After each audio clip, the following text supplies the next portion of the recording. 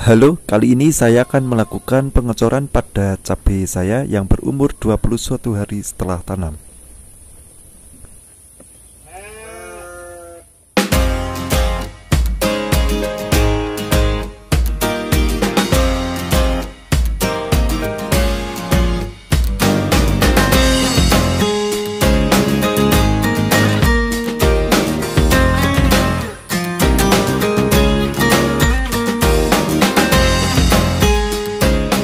Assalamualaikum warahmatullahi wabarakatuh. Jumpa lagi di Petani 1% Channel.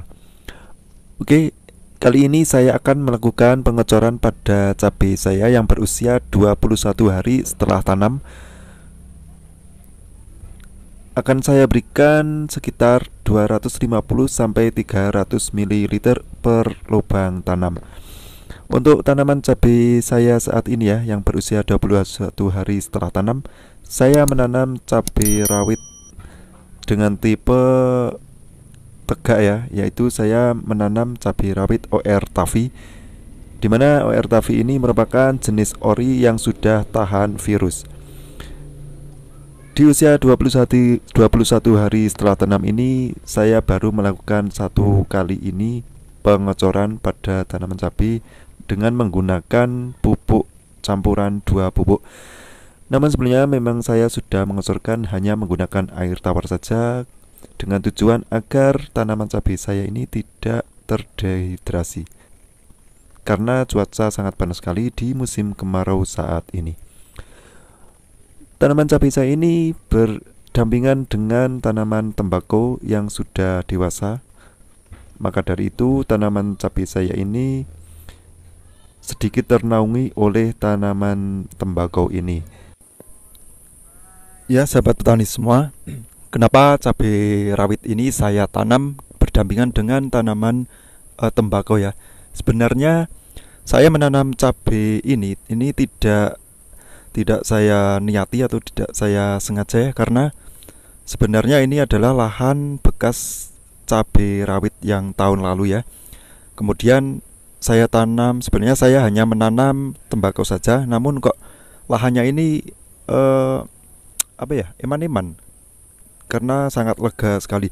Jadi saya berinisiatif, kemudian saya buka ya mulsanya, kemudian hanya saya cacah saja atau saya gemburkan lagi bedengannya, kemudian tidak saya berikan pupuk dasar, kemudian saya hanya menyacah dan menutup lagi dengan mulsa yang bekas. Bisa dilihat ya bagaimana lubang-lubang tanam ini tidak rapi lagi karena memang sudah bekas yang kemarin. Jadi saya menanam cabai ini tidak saya sengaja ya, dan ini juga percobaan untuk lahan atau bedengan kosong tanpa pupuk dasar.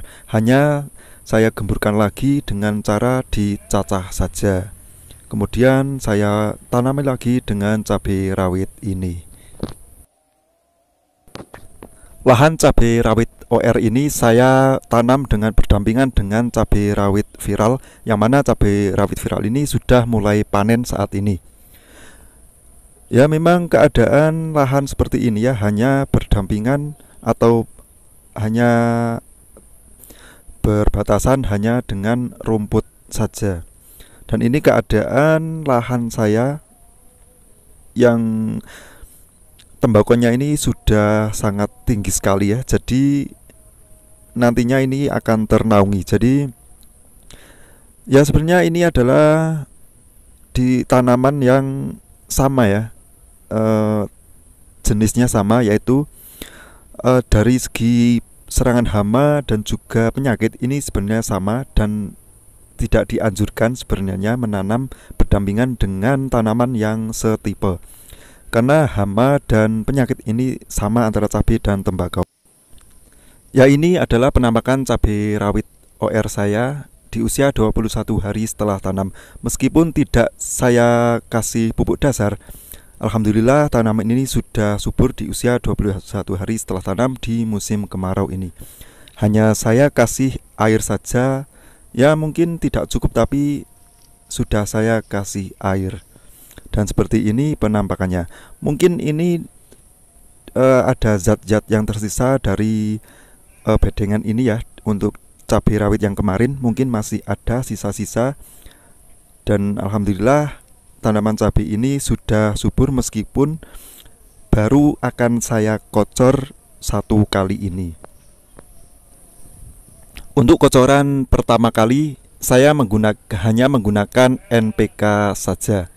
Namun di sini NPK-nya ini berbeda ya, karena saya mengikuti takaran dari atau anjuran oplosan dari channel penyuluh pertanian lapangan, di mana untuk pupuk masa vegetatif ini ya memang harus lebih besar unsur N-nya. Namun ini saya tetap seimbangkan ya, saya menggunakan NPK. Kemudian saya tambah lagi dengan kandungan urea ya, namun hanya beberapa persen ya, kisaran 20%. Ya ini dia saya menggunakan NPK 15-15, kemudian saya tambah dengan pupuk urea dari Nitrea. Oke, seperti ini pencampurannya. Oke sahabat petani semua, di sini saya sudah menyiapkan air sebanyak 80 liter air. Kemudian ini saya menggunakan pupuk urea ya. Pupuk urea itu untuk setiap 1 tong 80 liter air, saya akan kasih pupuk ini sekitar 9 lebih 6 on untuk 80 liter air. Dan untuk campurannya saya menggunakan NPK 15-15 dengan takaran 30 NPK 15-15, kemudian saya tambahkan urea sebanyak 20 sendok makan.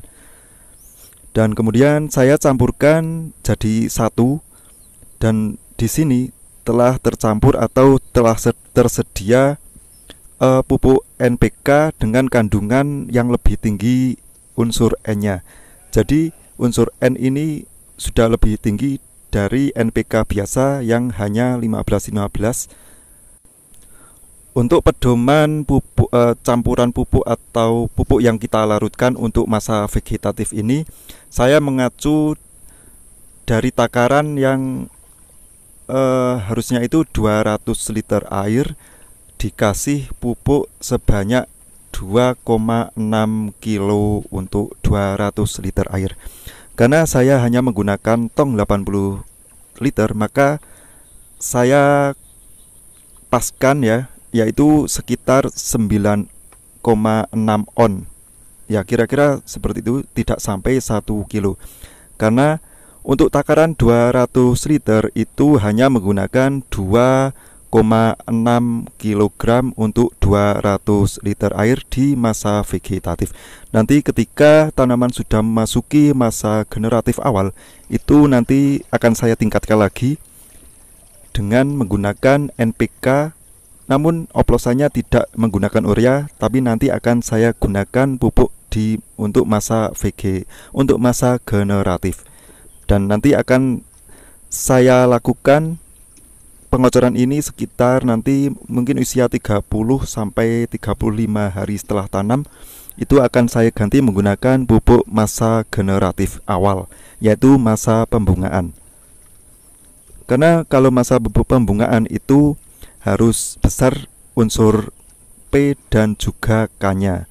Dan kemudian untuk unsur N-nya itu bisa ya menggunakan NPK 15. Jadi unsur N-nya itu hanya 15, dan kita besarkan lagi unsur P dan K-nya untuk tanaman cabai di masa generatif awal. Oke sahabat petani semua, hanya ini yang bisa saya sampaikan di video kali ini. Jangan lupa ikuti terus channel ini sampai nanti masa generatif tiba ya. Oke, jangan lupa subscribe dan like jika menyukai video ini. Oke, sekian, terima kasih. Wassalamualaikum warahmatullahi wabarakatuh.